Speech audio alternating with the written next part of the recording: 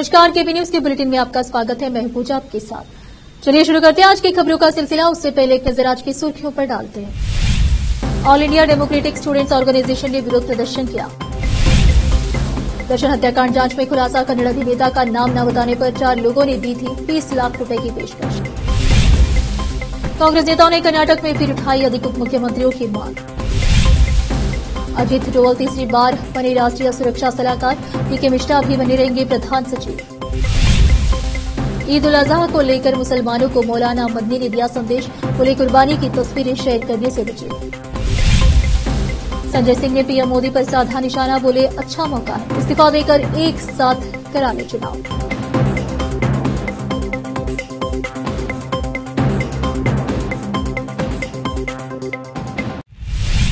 समाचारों का सिलसिला शुरू करते हुए देखते समाचार विस्तार से। बीदर में आज all India democratic students organisation ने आज शहर की सड़कों पर प्रदर्शन किया। नीट यूजी परीक्षा के विरोध करते हुए आज एआईडीएसओ के तहत विभिन्न कॉलेजों के छात्र छात्राएं सड़कों पर विरोध प्रदर्शन किया। शहर के अम्बेडकर चौक से प्रदर्शन शुरू करके जिलाधिकारी कार्यालय पहुंचकर एक ज्ञापन सौंपकर एआईडीएसओ ने अपनी मांग रखी। जूनियर कॉलेज स्टूडेंट जो कि अब हम सेकंड ईयर साइंस स्टूडेंट है और हमें शायद इंशाल्लाह फ्यूचर में नीट एग्ज़ाम देना भी पड़े। अगर हमारे साथ ऐसा होगा तो ये मंजूर नहीं है। क्यों बोले तो हमारे भाई बहन जो 3-4 साल से इतनी मेहनत कर रही, उनकी मेहनत के बाद भी ये नहीं मिलना और ऊपर से कटा फीता ज़्यादा, ये बहुत एक्सेप्ट की बात नहीं है। ये एक्चुअली स्कैम है और इसके लिए हम सब स्टूडेंट साथ में हैं। और हमारे बड़े भाई ऐसा नहीं सोचना, बड़ी भाई बड़ी बहन ऐसा नहीं सोचना कि हम 4 साल मेहनत करेंगे हमारी वेस्ट होंगी।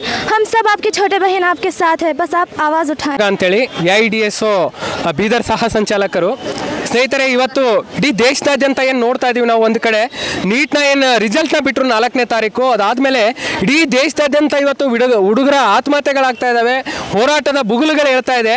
ಯಾಕಂದರೆ ಒಂದು ಕಡೆ ಇಡೀ ದೇಶದಲ್ಲಿ ಇವತ್ತೇನು ಎಲೆಕ್ಷನ್ ರಿಸಲ್ಟ್ ಬರ್ತಾ ಇತ್ತು 4ನೇ ತಾರೀಕು, ಅವತ್ತಿನ ದಿನ ಈ ಒಂದು ನೀಟ್ನ ರಿಸಲ್ಟ್ನ ಬಿಟ್ಟಿದ್ದಾರೆ. ಅದು ಬಿಡಬೇಕಾಗಿರೋದು 14ನೇ ತಾರೀಕಿತ್ತು. ದುರುದ್ದೇಶದಿಂದ ಇವತ್ತು ಅವ್ರಿಗೆ ಗೊತ್ತಾಗಿದೆ ಅದರಲ್ಲಿ ಸ್ಕ್ಯಾಮ್ ಆಗಿದೆ. ಸೊ ಅದನ್ನು ಏನಾದರೂ ಇವತ್ತು ಅಂಥ ಸಂದರ್ಭದಲ್ಲಿ ಬಿಡಲಿಲ್ಲ ಅಂತಂದರೆ ಹೋರಾಟದ ಬುಗುಲು ಹೇಳುತ್ತೇನಂತ ಒಂದು ಇದನ್ನು ಸಂಸಾಕಿ ಇವತ್ತು ಸರ್ಕಾರ ಅಲ್ಲಿ ಬಿಟ್ಟಿದೆ. ನಾವಿವತ್ತು ಇದನ್ನು ಖಂಡಿಸ್ತಾನೆ ಈ ಒಂದು ನೀಟ್ನಲ್ಲಿ ಏನು ಸ್ಕ್ಯಾಮ್ ಆಗಿದೆ ಅದ್ರ ಬಗ್ಗೆ ಸೂಕ್ತವಾದಂತಹ ನ್ಯಾಯಾಂಗ ತನಿಖೆ ನಡೀಬೇಕು. चित्रदुर्ग के फार्मेसी कर्मचारी 33 वर्षीय के रेणुका स्वामी की हत्या की जांच में पता चला है कि पुलिस के समक्ष आत्मसमर्पण करने वाले 4 आरोपियों को यह सुनिश्चित करने के लिए 20 लाख रुपए की पेशकश की गई थी कि अभिनेता का नाम मामले में न आए। इस मामले में अभिनेता दर्शन और 12 अन्य को गिरफ्तार किया गया है। शनिवार रात से लेकर रविवार तड़के सुमनहल्ली पुल के पास नाले के किनारे शव को फेंके जाने तक 4 में से 2 आरोपियों को 10 लाख रुपए दिए गए। 4 आरोपियों ने पैसे लेने के बाद रेणुका स्वामी की हत्या करने की बात कबूल की। वे लोन डिफॉल्टरों से वाहन जब्त करने वाली एक फर्म के लिए काम करते थे। पुलिस सूत्रों ने बताया कि फर्म ने वह जमीन लीज पर ले रखी है जहां रेणुका स्वामी की हत्या एक शेड में की गई थी। आरोपियों में से एक दीपक पर आरोप है कि उसने निखिल नायक और केशव मूर्ति को 5-5 लाख रुपए दिए थे। डील के मुताबिक बाकी 10 लाख रुपए कार्तिक उर्फ कप्पे और राघवेंद्र के जेल जाने के बाद उनके परिवार वालों को दिए जाने थे। 4 आरोपियों पर आरोप है कि वे शनिवार रात से लेकर शव को ठिकाने लगाने तक दर्शन से व्हाट्सएप पर बात करते रहे। उनके आत्मसमर्पण करने के बाद पुलिस ने उनके मोबाइल फोन जब्त कर लिए। पूछताछ के दौरान उन्होंने हत्या में दर्शन की संलिप्तता का खुलासा किया। सूत्रों ने बताया कि पुलिस ने टावर लोकेशन की जांच की और पाया कि अभिनेता का फोन घटनास्थल के पास सक्रिय था। मुख्यमंत्री सिद्धरामैया के कैबिनेट सहयोगी विशेषकर उनके वफादार सरकार में अधिक उप मुख्यमंत्री पदों के सृजन का मुद्दा फिर से उठ रहा है, जिससे विपक्षी भाजपा को सरकार पर हमला करने के लिए पर्याप्त मौका मिल गया है। सहकारिता मंत्री के राजन्ना ने विभिन्न समुदायों के 3 नेताओं के लिए 3 और उप मुख्यमंत्री पदों के सृजन की अपनी मांग दोहराई, क्योंकि उनका मानना है कि इससे पार्टी को आगामी स्थानीय निकाय चुनावों में अधिक सीटें जीतने में मदद मिलेगी। लोकसभा चुनाव के नतीजों के बाद राज्य में कांग्रेस सरकार 100 दरवाजों वाले घर की तरह हो गई है। सरकार में सीएम और डीसीएम के पदों के लिए प्रतिस्पर्धा भयंकर है और सरकार के भीतर की कला राख से ढकी आग की तरह है। प्रिय सीएम एच सिद्धरामैया, प्रिय डीसीएम एच डीके शिवकुमार, हमें बताएं कि आपकी कुर्सी की दौड़ कब रुकेगी? कर्नाटक के विकास का ग्रहण कब खत्म होगा? राज्य भाजपा ने एक्स पर पोस्ट किया। लोकसभा चुनाव से पहले भी राजन्ना ने यह मुद्दा उठाया था और कहा था कि कांग्रेस हाईकमान को मौजूदा डीसीएम डीके शिवकुमार के अलावा 3 और डीसीएम नियुक्त करने चाहिए ताकि पार्टी अधिक लोकसभा सीटें जीत सके। उस समय गृह मंत्री डॉक्टर जी परमेश्वर और उद्योग मंत्री एमबी पाटिल के नामों पर चर्चा हुई थी। पार्टी के दलित नेताओं ने टीडब्ल्यूडी मंत्री सतीश जारकिहोली के साथ डिनर मीटिंग की थी, लेकिन अध्यक्ष मल्लिकार्जुन खड़गे समेत एआईसीसी के नेताओं ने राजन्ना को निर्माण का मुद्दा न उठाने की चेतावनी दी थी और यह मामला शांत हो गया था। नवनियुक्त केंद्रीय इस्पात एवं भारी उद्योग मंत्री एच डी कुमारस्वामी ने बुधवार को मंत्रालय की पहली आधिकारिक फाइल पर हस्ताक्षर कर कुद्रेमुख आयरन और कंपनी लिमिटेड KIOCL को देवदरी लौह अयस्क खदान को चालू करने की मंजूरी दे दी। मंत्री ने एक्स पर पोस्ट किया, देवदरी लौह अयस्क खदान के संचालन के लिए KIOCL की पहली फाइल पर हस्ताक्षर किए गए। इस्पात मंत्रालय के अधीन एक केंद्रीय सार्वजनिक क्षेत्र का उद्यम और लौह अयस्क निर्यातक इकाई KIOCL ने बल्लारी जिले के संदूर तालुके में देवदरी लौह अयस्क खदान में खनन कार्य शुरू करने की योजना बनाई थी। कंपनी की योजना 2024 से 25 में प्रतिवर्ष लगभग 3 लाख टन उत्पादन करने की है। कंपनी ने इस संबंध में भारतीय खान ब्यूरो, पर्यावरण एवं वन मंत्रालय तथा कर्नाटक राज्य प्रदूषण नियंत्रण बोर्ड सहित अन्य वैधानिक मंजूरियां पहले ही प्राप्त कर ली है। कर्नाटक सरकार के खान एवं भूविज्ञान विभाग के साथ 50 वर्ष की अवधि के लिए 388 हेक्टेयर भूमि पर लौह एवं मैंगनीज अयस्क निकालने के लिए खनन पट्टा निष्पादित किया गया है। रोकते समाचारों का सिलसिला एक ब्रेक के लिए, जल्द लौटते हैं ब्रेक के बाद।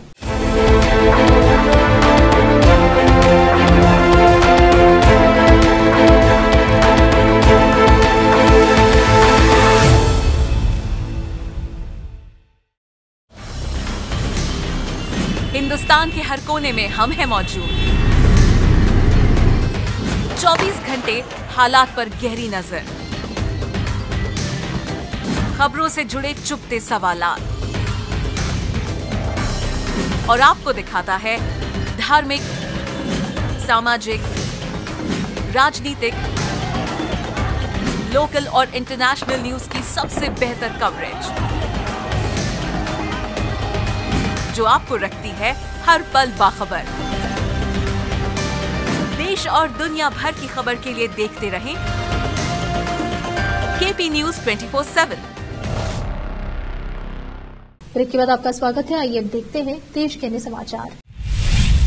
नरेंद्र मोदी सरकार के तीसरे कार्यकाल में अजीत डोवल को फिर से राष्ट्रीय सुरक्षा सलाहकार बनाया गया है। बता दें कि अजीत डोवल तीसरी बार भारत के राष्ट्रीय सुरक्षा सलाहकार बनाए गए हैं। बता दें कि रिटायर्ड IAS अधिकारी PK मिश्रा को प्रधानमंत्री के प्रधान सचिव के रूप में नियुक्त किया गया है। उनकी नियुक्ति प्रधानमंत्री के कार्यालय में की गई है। साथ ही उनके कार्यकाल के दौरान उन्हें वरीयता तालिका में कैबिनेट मंत्री का दर्जा दिया जाएगा। बता दें कि अजीत डोवल और PK मिश्रा का कार्यकाल प्रधानमंत्री नरेंद्र मोदी के साथ ही पूरा होगा। इस बाबत एक लेटर जारी कर कहा गया है कि कैबिनेट की नियुक्ति समिति ने अजीत डोवल को NSA के रूप में नियुक्ति दी है। बता दें कि 10 जून से यह आदेश प्रभावी होगा। अजीत डोवल की नियुक्ति को लेकर जारी किए गए लेटर में आगे कहा गया है कि उनकी नियुक्ति पीएम मोदी के कार्यकाल के साथ या अगले आदेश तक जो भी पहले हो समाप्त हो जाएगी। कार्यकाल के दौरान उन्हें कैबिनेट मंत्री का दर्जा दिया जाएगा। साथ ही उनकी नियुक्ति की शर्तें और नियम अलग से अधिसूचित किए जाएंगे। वहीं रिटायर्ड IAS PK मिश्रा की अगर बात करें तो वो भी अपने पद पर बने रहेंगे। उन्हें 10 जून से 2024 से प्रधानमंत्री के प्रधान सचिव के रूप में नियुक्त किया गया है।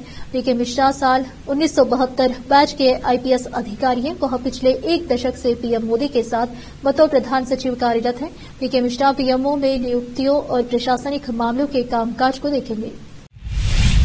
जमीयत उलेमाए हिंद ने मुसलमानों से ईद उल अजहा पर कुर्बानी देते समय सरकारी दिशा निर्देशों का सख्ती से पालन करने और कुर्बान जानवरों की तस्वीरें सोशल मीडिया पर साझा नहीं करने का बृहस्पतिवार को आग्रह किया। ईद उल अजहा सोमवार को मनाई जाएगी।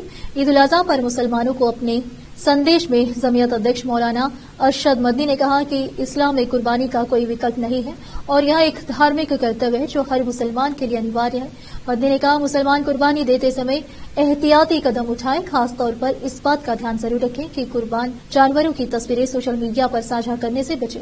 उन्होंने मुसलमानों से कुर्बानी करते समय सरकारी दिशा निर्देशों का सख्ती से पालन करने और प्रतिबंधित जानवरों की कुर्बानी से बचाने का भी आग्रह किया। उन्होंने कहा यदि किसी स्थान पर शरारती तत्व भैंसे की कुर्बानी से रोकते हैं तो कुछ समझदार व प्रभावशाली लोग प्रशासन को जानकारी दें और फिर कुर्बानी की जाए। उन्होंने मुसलमानों को ईद उल अजहा के अवसर पर सफाई का विशेष ध्यान रखने की सलाह दी और कहा कि पशुओं के अवशेष सड़कों व नालियों में नहीं फेंके जाने चाहिए, बल्कि उन्हें इस तरह दफनाया जाना चाहिए कि उससे बदबू न आए। आम आदमी पार्टी आपके राज्यसभा सांसद संजय सिंह ने एक राष्ट्र एक चुनाव, एनडीए के घटक दलों के मंत्रालय बंटवारे और जम्मू कश्मीर में हुए आतंकी घटना को लेकर अपनी प्रतिक्रिया दी। आईएएनएस से गुरुवार को बातचीत करते हुए संजय सिंह ने एक राष्ट्र एक चुनाव पर कहा कि पीएम नरेंद्र मोदी के लिए इससे अच्छा क्या मौका होगा, वह पीएम पद से इस्तीफा देकर पूरे राष्ट्र का चुनाव एक साथ करवा ले। भाजपा को पूर्ण बहुमत नहीं है, उनकी 240 लोकसभा सीट आई है, ऐसे में कोशिश करें पूरे देश का चुनाव और लोकसभा चुनाव फिर से करवा ले। उन्होंने कहा कि पीएम मोदी और उनकी पार्टी को लगता है कि एक राष्ट्र एक चुनाव होना चाहिए, ऐसे में वह राज्य की सारी सरकारें और केंद्र सरकार को भंग कर दे, अभी तत्काल एक साथ सारे चुनाव करवा दे। उनके लिए यह एक बेहतरीन मौका है। एनडीए के घटक दलों के मंत्रालय बंटवारे को लेकर संजय सिंह ने भाजपा पर निशाना साधते हुए कहा कि एनडीए में सब ठीक नहीं है। इसका कारण है कि एनडीए के सहयोगी दलों को भाजपा ने झुंझुनू मंत्रालय थमा दिया। आपने न तो रेल मंत्रालय, रक्षा मंत्रालय, कृषि मंत्रालय, सड़क और न ही वाणिज्य मंत्रालय सहयोगियों को दिया। सहयोगी दलों को कोई बड़ा मंत्रालय नहीं दिया गया, उनको सिर्फ झुंझुनू मंत्रालय दिया। एक पार्टी को मछली विभाग और दूसरों को जहाज विभाग दे दिया। अब तो जहाज भी प्राइवेट वालों का है, सरकार के पास अपना कोई जहाज नहीं है। यहां तक कि हवाई अड्डे प्राइवेट वालों के, अब हवाई अड्डा सरकार के पास नहीं है।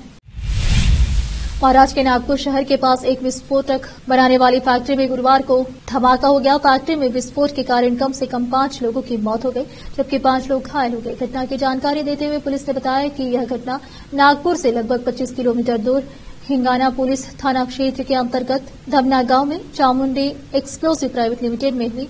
एक स्थानीय पुलिस अधिकारी ने बताया कि विस्फोट दोपहर करीब 1 बजे उस समय हुआ जब श्रमिक विस्फोटक सामग्री पैक कर रहे थे। उन्होंने बताया कि अभी इस संबंध में विस्तृत जानकारी नहीं मिल सकती है। नागपुर पुलिस कमिश्नर रविंदर सिंघल ने कहा, इस घटना में करीब 4 से 5 लोगों की मौत हो गई, जिनमें 4 महिलाएं भी शामिल है।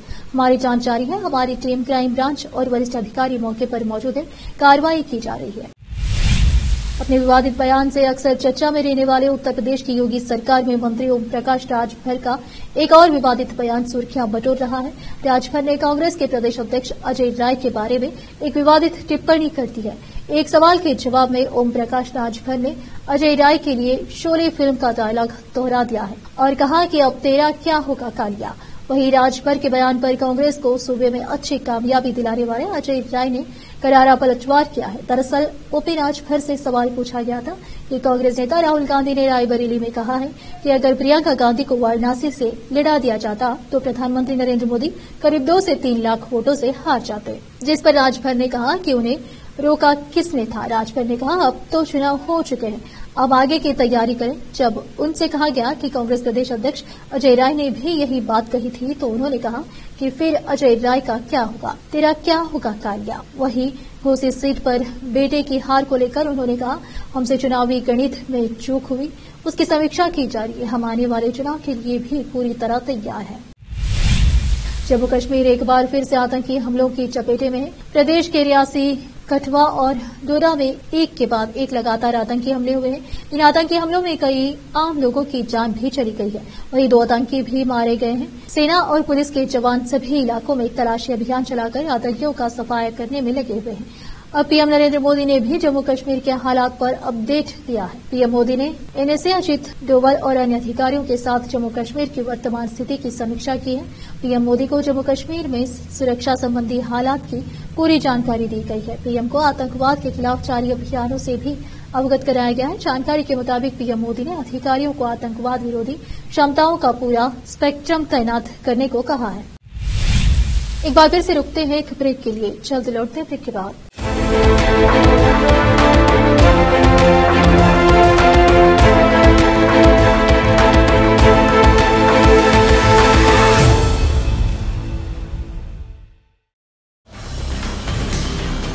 हिंदुस्तान के हर कोने में हम हैं मौजूद। 24 घंटे हालात पर गहरी नजर, खबरों से जुड़े चुपते सवालात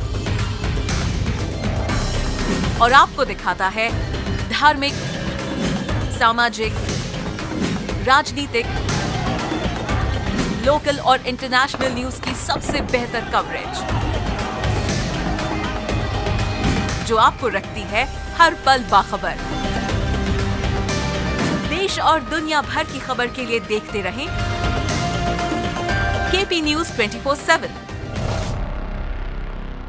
ब्रेक के बाद आपका स्वागत है। आइए देखते हैं अंतर्राष्ट्रीय समाचार। कुवैत के अग्नि त्रासदी में मारे गए भारतीयों का शव मोदी सरकार वापस लाएगी। इसके लिए भारतीय वायुसेना को जिम्मा सौंपा गया है। फिलहाल कुवैत के अधिकारी मंगाफ इलाके की एक इमारत में लगी भीषण आग में मारे गए 40 से अधिक भारतीयों के शवों की डीएनए जांच कर रहे और भारतीय वायुसेना के एक विमान को शवों को वापस लाने के लिए तैयार रखा गया। अधिकारियों ने बृहस्पतिवार को यह जानकारी दी। विदेश राज्य मंत्री कीर्तिवर्धन सिंह आग में झुलसे भारतीयों की सहायता की निगरानी करने और मारे गए लोगों के शवों को शीघ्र स्वदेश लाए जाने के लिए कुवैत पहुंच चुके। अधिकारियों ने बताया कि अल मंगाफ इमारत में आग लगने से कुल 50 लोगों की मौत हुई और माना जा रहा है कि उनमें से 42 भारतीय हैं। कुवैत पहुंचने के कुछ घंटों बाद सिंह ने कुवैत के विदेश मंत्री अब्दुल्ला अली अल-याह से मुलाकात की। कुवैत स्थित भारतीय दूतावास ने कहा कि अल-याह ने चिकित्सा देखभाल शवों को शीघ्र वापस भेजने तथा घटना की जांच समेत पूर्ण सहायता का आश्वासन दिया है। दूतावास ने एक्स पर लिखा, विदेश मंत्री याहवा ने दुखद घटना को लेकर संवेदना व्यक्त की। उन्होंने चिकित्सा देखभाल शवों को शीघ्र वापस भेजने और घटना की जांच समेत पूर्ण सहायता का आश्वासन दिया।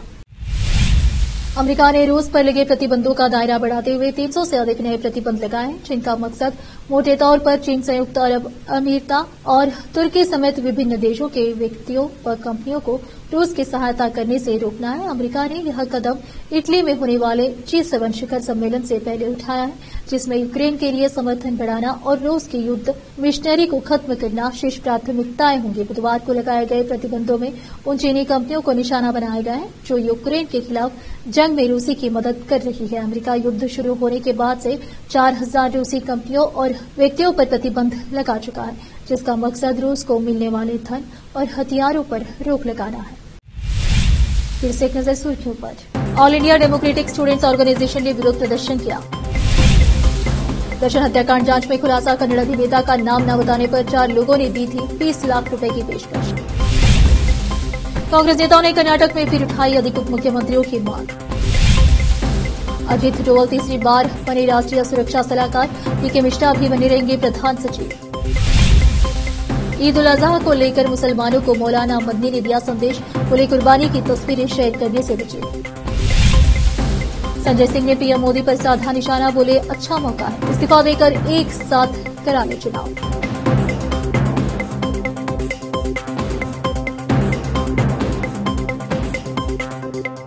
केपी न्यूज के बुलेटिन में आज इतना ही। आप देख रहे थे हमारा चैनल केपी न्यूज 24/7। धन्यवाद।